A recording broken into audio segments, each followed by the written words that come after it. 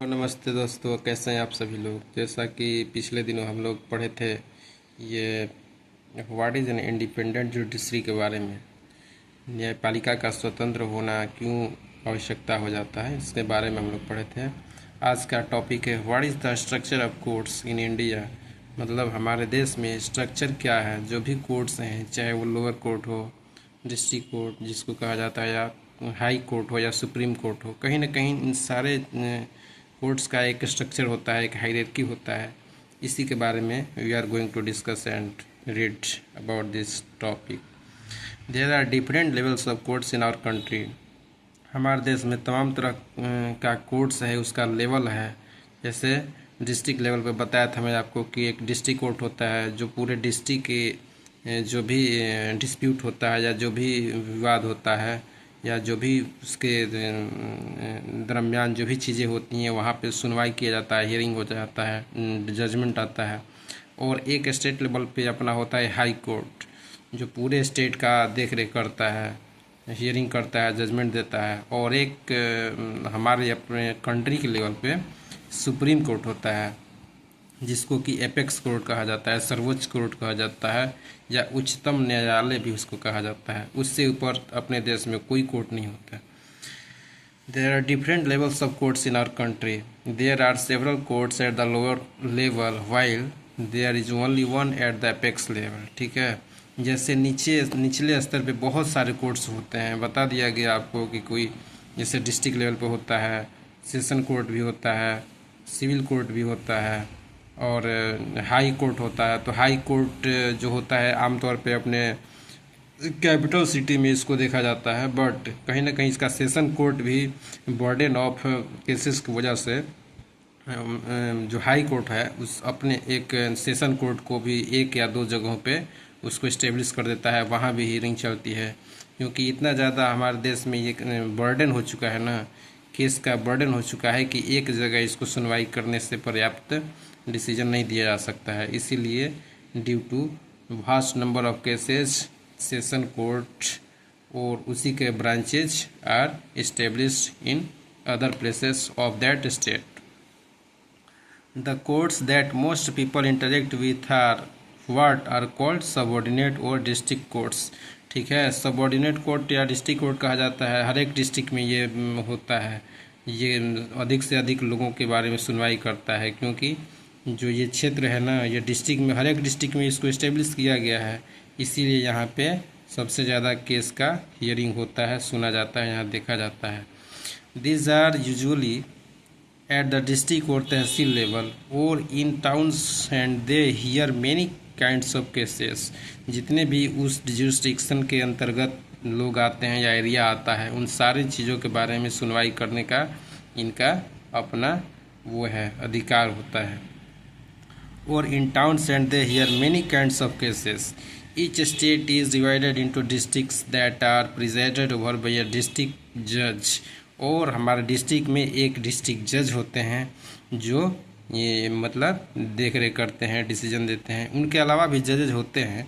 ऐसा नहीं होता है केवल एक जज होते हैं जो अपने डिस्ट्रिक्ट में, लेकिन जो एक जज होते हैं वो मेन जज होते हैं। और उनके अलावा भी बहुत सारे सबऑर्डिनेट जज होते हैं जो कि सारे केसेस को देख रेख करते हैं, डिसीजन देते हैं। Each state is divided into districts that are presided over by a district जज।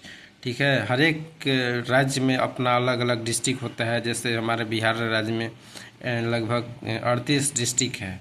तो 38 डिस्ट्रिक्ट है तो 38 कोर्ट है, डिस्ट्रिक्ट कोर्ट है। और उन सारे कोर्ट्स में जजेस की भी अपॉइंटमेंट की गई है। और एक स्टेट लेवल पे कोर्ट बनाया गया है जिसको कि हाई कोर्ट कहा जाता है। पटना में उसको इस्टेब्लिश किया गया है। उसी तरीके से यूपी की बात अगर करते हैं तो उत्तर प्रदेश में भी लगभग 75 के आसपास यहाँ पे डिस्ट्रिक्ट पाया जाता है। हर एक डिस्ट्रिक्ट में अपना एक डिस्ट्रिक्ट कोर्ट होता है। और यहाँ हाई कोर्ट है। यहाँ की हाई कोर्ट कहाँ पे है? इलाहाबाद बेस्ट है, इलाहाबाद में इसको इस्टेब्लिश किया गया है। बट एक से इसका एडिशनल जो ब्रांच है उसको भी इस्टेब्लिश किया गया है। कहाँ पे किया गया है? तो ये लखनऊ में उसको इस्टेब्लिश किया गया है, क्योंकि जो यूपी है ना, ये बहुत बड़ा स्टेट है इस समय। तो यहाँ की जो परिस्थितियाँ हैं, यहाँ का जो पॉपुलेशन है, जिसके वजह से इतना ज़्यादा मतलब बर्डन हो जाता है एक जगह पे, इसीलिए उसको कम करने के लिए उसको फिर कहाँ से इस्टेब्लिश किया गया है, उसके सेशन कोर्ट को, उसके ब्रांचेज को लखनऊ में भी हाई कोर्ट का शिफ्ट किया गया है, ताकि अधिक से अधिक केसों का निपटारा किया जा सके, सुनवाई किया जा सके। ये हो गया। Each state has a high court which is the highest court of that state. हर एक स्टेट में अपना एक हाई कोर्ट होता है जो सबसे बड़ी कोर्ट होती है। At the top is the Supreme court that is located in new Delhi and is presided over by the chief justice of India. जैसा कि मैंने बताया था कि हमारे देश के ऊपर जो सबसे बड़ी कोर्ट है वो कौन सी होती है? वो सुप्रीम कोर्ट होती है, या अपेक्स कोर्ट उसको कहा जाता है, उसको उच्चतम न्यायालय कहा जाता है। और जो उच्च न्यायालय होता है, हाई कोर्ट होता है, वे स्टेट की अपनी सबसे बड़ी कोर्ट होती है। स्टेट लेवल पे वो डिसीजन देने का काम करता है। The decisions made by the Supreme Court are binding on all other courts in India. और जो भी डिसीजन सुप्रीम कोर्ट के द्वारा दिया जाता है अपने देश में, सबको उसको सिरोधार्य करना पड़ता है, उन सारे लोगों को डिसीजन को मानना पड़ता है, क्योंकि वो जो कोर्ट है ना, वही सबसे बड़ी सुप्रीम है, एपेक्स है। अब उसको कहीं भी कोई चैलेंज नहीं कर सकता है। ये नहीं कर सकता है कि सुप्रीम कोर्ट से जो मेरा केस था वहाँ पे उसको खारिज कर दिया गया है, या मैं वहाँ से उसको हार चुका हूँ, तो फिर किसी दूसरे हाई कोर्ट में या अपने हाई कोर्ट में जा कर के चैलेंज करूँ, उस पर विचार ही नहीं किया जाता है। इसीलिए जो सुप्रीम कोर्ट होता है उसके डिसीजन को कहीं भी कोई व्यक्ति अपने देश में चैलेंज नहीं किया जा सकता है, नहीं कर सकता है। देखिए ये बनाया गया है, स्ट्रक्चर बनाया गया है। ये जो सबसे ऊपर वाला पोर्शन दिखाया जा रहा है, ये किस चीज़ का इंडिकेशन है? ये सुप्रीम कोर्ट का है। ये जो मिडिल है ये हाई कोर्ट है, और ये जो नीचे वाला थर्ड पोर्शन ऑफ दिस पे से ये क्या है? डिस्ट्रिक्ट कोर्ट है। ये डिज़ाइन किया गया है। तो सबसे ज़्यादा हमारे देश में क्या है? डिस्ट्रिक्ट है, जिसकी वजह से डिस्ट्रिक्ट कोर्ट का यहाँ पे दिया गया है। इसके बाद यहाँ पे हाई कोर्ट की एरिया दिया गया है, इससे थोड़ा सा कम है। और सबसे कम क्या है? ये सुप्रीम कोर्ट है, ठीक है। Only one Supreme Court is one and only one in our country, ठीक है। ये केवल एक है, जिसकी वजह से इसको इस तरीके से दिखाया गया है। अब यहाँ पे हम लोग देखते हैं दोस्तों, ये क्या है? ये आपका है हाई कोर्ट ऑफ मद्रास। ये क्या है? High court were first established in the 3 presidency states of Calcutta, Bombay and Madras. 1862 में सबसे पहले इसको स्थापित किया गया था, अंग्रेजों के समय में ही। इसका कहाँ इस्टेब्लिशमेंट किया गया था? तो कलकत्ता में और बॉम्बे में और मद्रास में इसको 1862 में इस्टेब्लिश किया गया था। The high court of Delhi came up in 1966। Currently there are 25 high courts while many states have their own high courts। इस समय हमारे देश में लगभग 25 हाई कोर्ट्स है, जो कि हर एक देश में अपना अपना लगभग हाई कोर्ट्स है। हालांकि नॉर्थ ईस्ट में ऐसा नहीं है कि सारे स्टेट में है, 2-3-4 स्टेट्स को मिला करके एक हाई कोर्ट वहाँ में इस्टेब्लिश किया गया है, क्योंकि वहाँ की जो पॉपुलेशन है, जनसंख्या है, वो भी कम है। जिसकी वजह से एक हाई कोर्ट है तो उसको 2 स्टेट 3 स्टेट उसमें सुनवाई किया जाता है, देखा जाता है। बर्डन भी उतना ज़्यादा नहीं है, पॉपुलेशन कम है, जिसकी वजह से इस तरीके से किया गया है। Are this different levels of courts connected to each other. ये पूछा जा रहा है कि जो भी यहाँ पे लेवल दिखाया गया है आपको, जो ये दिखाया गया है पिछले पेज पे, क्या ये आपस में जुड़े हुए हैं? Yes they are. इसलिए कि in India we have an integrated judicial system. हमारे देश में क्या है? इंटीग्रेटेड है, ठीक है। मतलब एक दूसरे से हम लोग जुड़े हुए हैं, चाहे वो डिसीजन मेकिंग हो, या उसको एग्जीक्यूटिव के द्वारा हो, या जो भी चीज़ें डिसीजन, जैसे मैंने बताया ना आपको कि अगर डिस्ट्रिक्ट लेवल पे डिसीजन दिया जाता है, अगर आप सेटिस्फाइड नहीं है तो you can go to high court. अगर हाई कोर्ट से भी जो जजमेंट आता है, जो डिसीजन आता है, अगर वहाँ भी आप सेटिस्फाइड नहीं है तो फर्दर ही आप जा सकते हैं सुप्रीम कोर्ट में। वहाँ का जो डिसीजन होगा वो फाइनल होगा और उसी को बाइंड अप करना होगा, उसको तो आपको एक्सेप्ट करना होगा, चाहे आपके फेवर में आए चाहे आपके अगेंस्ट में आए। उसी का जो होता है decision all over India follow किया जाता है। उसके ऊपर आप कहीं नहीं जा सकते हैं, किसी को भी चैलेंज नहीं कर सकते हैं। ये सारी चीज़ें हैं। Meaning that the decisions made by higher courts are binding on the lower courts. और जो हायर कोर्ट से डिसीजन आता है, जैसे अगर हाई कोर्ट से डिसीजन आता है तो उसको आप जो लोअर कोर्ट है, डिस्ट्रिक्ट कोर्ट है, वहाँ पे आपको फॉलो अप करना होगा, उसको मानना होगा। और जो सुप्रीम कोर्ट से आता है उसको हाई कोर्ट में भी, और ये डिस्ट्रिक्ट लेवल पर जो कोर्ट है उसमें भी आपको मानना होगा, वैल्यू देना होगा। Another way to understand this integration is through the appellate system that exists in India। और इसको यही अपीलेट सिस्टम जो होता है ना, अपील किया जा सकता है। जैसे अगर आपको डिस्ट्रिक्ट से कोई डिसीजन आता है, अगर यू आर नॉट सेटिस्फाइड, अगर आपको ये लगता है कि नहीं ये डिसीजन जो है ये फेयर नहीं है, तो आप उसको चैलेंज कर सकते हैं हाई कोर्ट में। इस तरीके से आपको प्रावधान दिया गया है, प्रोविज़न बताया गया है, या आप इस तरीके से आगे जा कर के देख सकते हैं अपने बारे में।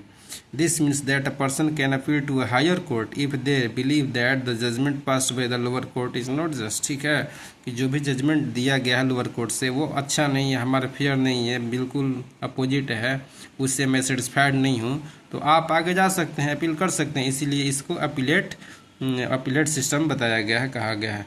Let's understand what we mean by the appellate system by tracking a case state Delhi administration versus Lakshman Kumar others 1985 from the lower courts to the Supreme Court. देखिए यहाँ पे दिखाया गया है कि दिल्ली जो स्टेट है हमारा administration versus Lakshman Kumar and others 1985 की कोई मैटर रही होगी जिसके बारे में दिया गया है। इन फेब्रुवरी 1980 के दशक में फरवरी में लक्ष्मण कुमार मैरिड 20-year-old सुधा गोयल, 20 साल की सुधा गोयल के साथ इनका शादी होता है लक्ष्मण कुमार का। And they lived in a flat in Delhi, और वे दोनों दिल्ली के एक फ्लैट में रहते थे। With Lakshman brothers and their families, Lakshman के भाई और जो भी फैमिलीज होते हैं, परिवार होते हैं, वे सारे लोग एक साथ में रहते थे। On 2 December 1980 Sudha died in hospital due to burns. किसी भी तरीके से अनफॉर्चुनेटली हो सकता है कि गैस पे स्टोव पे खाना बनाते टाइम कहीं ना कहीं उसको बर्निंग हो गया होगा, जल गया होगा उसके बॉडी को, जिसके वजह से उसको एडमिट किया गया एक हॉस्पिटल में किया गया। Her family filed a case in court, और जो सुधा के फैमिली हैं, जो उनके माता पिता रहे होंगे, ब्रदर रहे होंगे, वो सब क्या किए, कोर्ट में एक केस फाइल किया गया। When this case was heard in the trial court, 4 of her neighbors were called in as witnesses। जब ट्रायल कोर्ट में इसको सुनवाई किया गया तो जो भी उनके नेबर्स थे, ये लक्ष्मण के पड़ोसी, उन लोगों को विटनेस के तरीके से बुलाया गया। They stated that on the night of December 1 they had heard Sudha scream and had forced their way into Lakshman's flat। ठीक है, वो बता रहे हैं कि 1 दिसंबर को उनके घर में सुधा का चीख करके आवाज़ सुनाई दे दिया, जिसकी वजह से हम लोग क्या किए, हम लोग उनके फ्लैट में दाखिल हुए। They saw Sudha standing with her sari in flames. हम लोग देखे कि वहाँ पे सुधा का जो साड़ी है, साड़ी जल रही है, वहाँ पे खड़ी खड़ी। They extinguish the fire by wrapping Sudha with a gunny bag and blanket. और हम लोग क्या किए कि जो भी आग लगा था, एक कंबल लेकर के और उसको रैप किए, उसके बॉडी को, सुधा के बॉडी को रैप किए, तब जा कर के कहीं ना कहीं आग बुझा। Sudha told them that her mother in law Shakuntala had poured kerosene oil on her and that her husband Lakshman had lit the fire। वो कह रही है कि जो उसकी वो है मदर इन लॉ, मतलब मदर इन लॉ का मतलब होता है जैसे उसके हस्बैंड की माँ है, उनको मदर इन लॉ कहा जाता है, सासू माँ को। शकुंतला ने क्या किया था, उसके बॉडी पे केरोसिन तेल डाला था, और उसके जो हस्बैंड थे लक्ष्मण, ये इन्होंने क्या किया था, आग लगाई थी, जैसे कि माचिस जला करके उसके बॉडी पे डाल दिया था। During the trial members of Sudha's family had or never stated that Sudha had been subjected to torture by her in laws and that they were demanding more cash. ठीक है, और उसके जिस तरीके से पड़ोसी ने इस तरीके से स्टेट किया, बताया कि सुधा को क्या किया जाता था, टॉर्चर किया जाता था कैश के लिए, स्कूटर के लिए या फ्रिज के लिए, जैसे कि डॉरी सिस्टम हमारे देश में हुआ करता था पहले, मतलब पैसा के लिए, रुपया के लिए, और औरतों को जला दिया जाता था या मार दिया जाता था। तो उसके खिलाफ भी बहुत सारे टफ कानून भी हमारे देश में बना हुआ है। इन द सेम वे इस तरीके से टॉर्चर किया गया सुधा को भी यहाँ पे दिखाया जा रहा है। Of the first child, on the birth of the first child, जो उसका पहला बच्चा था उसके जन्म पे इस तरीके से उसको टॉर्चर किया गया, इस तरीके से इन लोगों के द्वारा डिमांड किया गया, दबाव बनाया गया। As part of their defence, ठीक है, अपने बचने के लिए, Laxman and his mother stated that Sudha's sari had accidentally caught fire while she was heating milk. वे सब भी तो अब अपने लिए कहीं ना कहीं बचने के लिए कोई पॉइंट रखेंगे।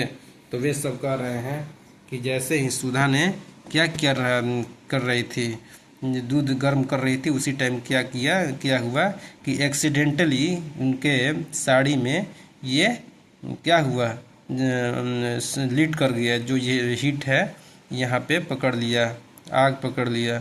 On the basis of this and other evidence the trial court convicted Lakshman and his mother Shakuntala and his brother in law Subhash Chandra and sentenced all three of them to death.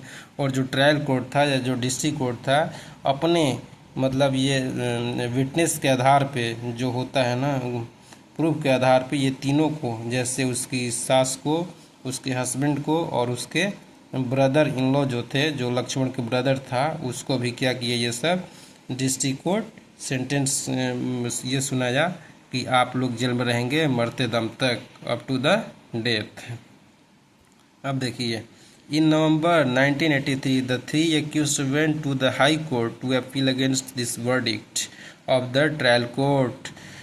नवंबर 1983 में ये तीनों लोग कहाँ चले गए, अपीलेट सिस्टम जो मैं बता रहा था ना कि अगर किसी कोर्ट के द्वारा डिसीजन दिया जाता है, जजमेंट दिया जाता है, और अगर आप सेटिस्फाइड नहीं हैं तो आप अपर कोर्ट में जा कर के वहाँ अक्यूज अपील फाइल कर सकते हैं, वहाँ पे अपना देख रेख करने के लिए फिर से जा कर के वहाँ वर्डिक्ट दे सकते हैं। Appeal to against this verdict of this trial court, और ये दोनों कहाँ तीनों चले जाते हैं, फिर से हाई कोर्ट में चले जाते हैं। The high court after hearing the arguments of all the lawyers decided that Sudha had died due to an accidental fire caused by the kerosene stove. Lakshman, Shakuntala and Subhash Chandra were acquitted. और हाई कोर्ट अपने समझ शक्ति के बात पे, अपने एविडेंस के आधार पे ये डिसीजन देता है कि जो ये आग लगा था ना, ये किसी तरीके से एक्सीडेंटली फायर था जो उसके साड़ी में लगा हुआ था, और ये लक्ष्मण को, उसके माताजी को और सुभाष चंद्र जो था उसका भाई, ये तीनों को यहाँ पे बाइज्जत बरी कर देता है high court. You may remember the photo essay on the women's movement in your class 7 book. You read about how in 1980s women's groups across the country spoke out against dowry deaths. पिछले class में हम लोग पढ़े थे किस तरीके से महिलाओं को फेस करना पड़ता था डॉरी के वजह से। डॉरी मीन्स क्या होता है, दहेज प्रथा, डॉरी सिस्टम जो होता था, पैसा दिया जाता था या धन दे करके शादी ब्याह किया जाता था, इसी को डॉरी सिस्टम कहा जाता था, जिसकी वजह से कितनी सारी महिलाओं को मौत के घाट उतार दिया जाता था, जिसके वजह से सरकार को एक स्ट्रिक्ट कानून बनाना पड़ा, एक लॉ बना, तब जा कर के बहुत हद तक यहाँ पे कंट्रोल हुआ हमारे ये देश में, सिस्टम को ख़त्म किया गया। They protested against the failure of courts to bring these cases to justice. The above High Court judgment deeply troubled women, and they held demonstrations and filed a separate appeal against this High Court decision in the Supreme Court through the Indian Federation of Women Lawyers। ठीक है, और इस तरीके से ये जो case था, इसको Indian federation of women lawyers थे, इसको कहाँ शिफ्ट कर गया, सुप्रीम कोर्ट में शिफ्ट कर दिया गया। In 1985, the Supreme Court heard this appeal against the acquittal of Lakshman and two members of his family। और 1985 में फिर से सुप्रीम कोर्ट में इसकी सुनवाई हुई the Supreme court heard the arguments of the lawyers and reached a decision that was different from the other of the high court। और अपने जो भी वहाँ के लॉयर्स थे, वहाँ के वकील थे, उनकी हियरिंग सुनने के बाद, उनके बातों को सुनने के बाद, दलील को सुनने के बाद सुप्रीम कोर्ट ने इस दलील पे पहुँचा कि क्या हुआ, they found Lakshman and his mother guilty. Supreme Court में क्या पाया कि लक्ष्मण और उसकी जो माँ थी, ये दोनों क्या थे, गिल्टी थे, दोषी थे। But acquitted the brother in law Subhash. But जो ये लक्ष्मण का भाई था, जो ये सुधा की देवर, इसको ये क्या किया, बरी कर दिया, बाइज्जत बरी कर दिया, क्योंकि इसका कोई गुनाह उसमें नहीं था। Because they did not have enough evidence against him. ठीक है, क्योंकि सुप्रीम कोर्ट के पास उसके खिलाफ, जो ये सुभाष चंद्र था, उसके खिलाफ वैसा एविडेंस नहीं था, जिसकी वजह से उसको बाइज्जत बरी कर दिया गया। The Supreme Court decided to send the accuse to prison for life. और जो ये दोनों को सुप्रीम कोर्ट गिल्टी पाया, ये दोनों को लाइफ इम्प्रिजनमेंट की जजमेंट, सज़ा सुनाया गया, ये दोनों लोग को। ये एक एपिलेट सिस्टम का यहाँ पे कितना सुंदर नमूना, कितना सुंदर उदाहरण देखने को मिला। इस तरीके से ये हमारे देश में होता रहा है और ये अभी भी होता रहा है, क्योंकि we are a democratic country. ठीक है, हमारे लिए बहुत सारी चीज़ों का इसमें दिया गया है कि किस तरीके से हम लोग अगर कहीं सेटिस्फाइड नहीं है किसी डिसीजन से, अगर ट्रायल कोर्ट से या डिस्ट्रिक्ट कोर्ट से या हाई कोर्ट से, then we can approach to Supreme Court also for our satisfaction. वो जो सुप्रीम कोर्ट कर देता है, दूध का दूध पानी का पानी, एविडेंस के आधार पे उसी को हम लोग फिर क्या करते हैं, मानने के लिए वो होते हैं, बाध्य होते हैं। उसके डिसीजन को हम लोग इग्नोर नहीं कर सकते हैं, उसके डिसीजन को हम लोग नेग्लेक्ट नहीं कर सकते हैं, क्योंकि Supreme Court is the supreme, it is the apex court of our country. ठीक है, its decision is binding for all its citizens across our country। ठीक है, thank you for watching this video। now we will meet you in next video। thanks for watching this video।